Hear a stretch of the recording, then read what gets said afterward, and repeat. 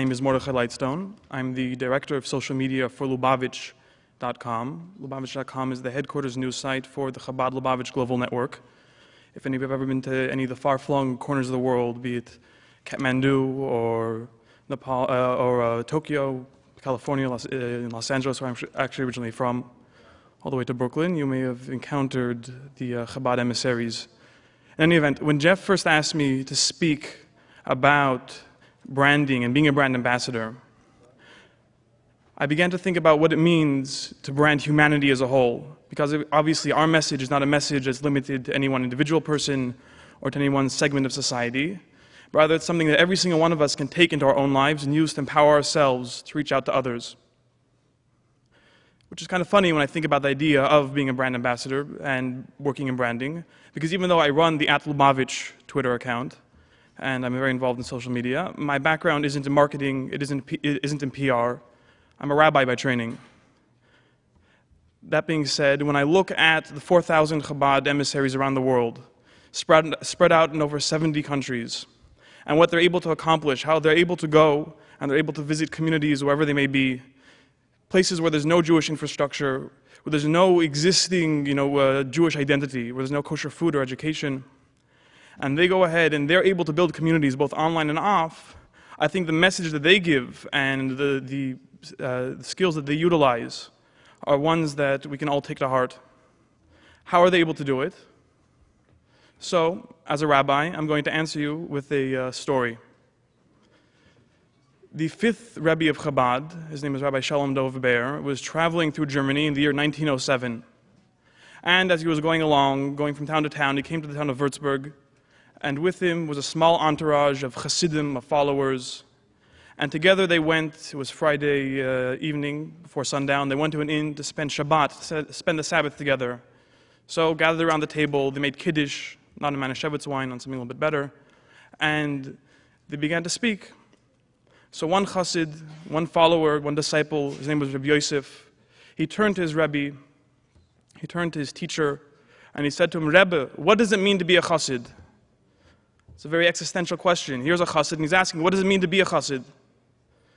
But he looked at his teacher, and with an honest desire to know, how can I be a better follower? How can I be a better person? What does it mean to be a Chassid? Does it mean, people have all kinds of different, today people unfortunately have different misconceptions about what it means to be a Chassid. But here was a person he honestly wanted to know. So Rabbi Shalom Dov Ber, so the Rebbe looked at him, and he told him, what does it mean to be a Chassid? To be a Chassid is to be a lamplighter. So you have to take a step back in time. Before there were tweets and trending topics, before electricity was used to light up the world, it was a very dark place, especially at night. People would go outside, and if the moon was out, you'd be able to see. If not, it would be dark. So every town would have a lamplighter. Someone would go from corner to corner where they had street lamps. Armed with a torch, he would light one lamp and another lamp, continuing on. And that way he'd be able to go out and to be able to spread light. So the Rebbe looked at this Chassid, looked at his disciple and said, what does it mean to be a Chassid? If you're a Chassid, if you're a pious person, it means you're a lamplighter.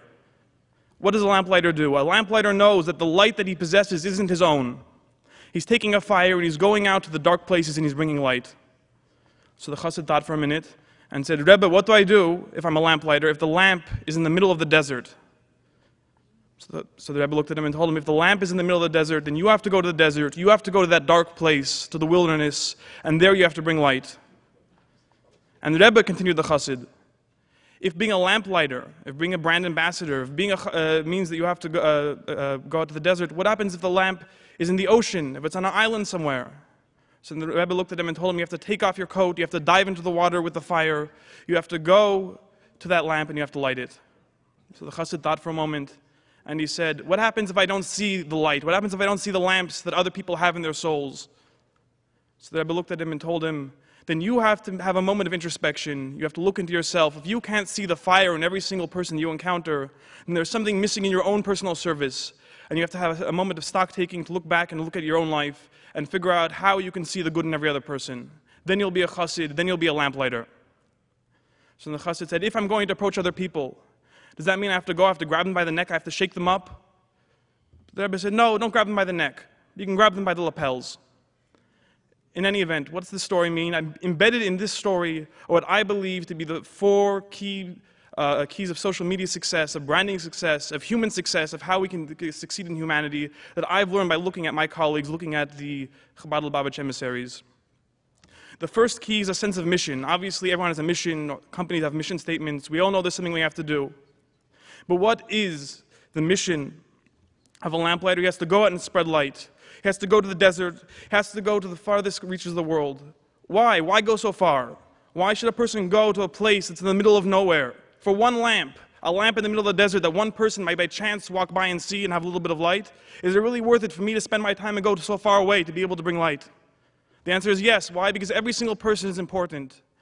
If I could do something that anyone else in the audience here could do, or if any one of you could do what I could do, one of us wouldn't be here. Because each and every single one of us is an integral part of the entire universe. Each and every single one of us has the power to accomplish something that no one else would be able to do. The fact that we're all here gathered today means that each and every single one of us has the power to bring light into the world in a way that no one else would ever be able to accomplish. That's why the mission is so important.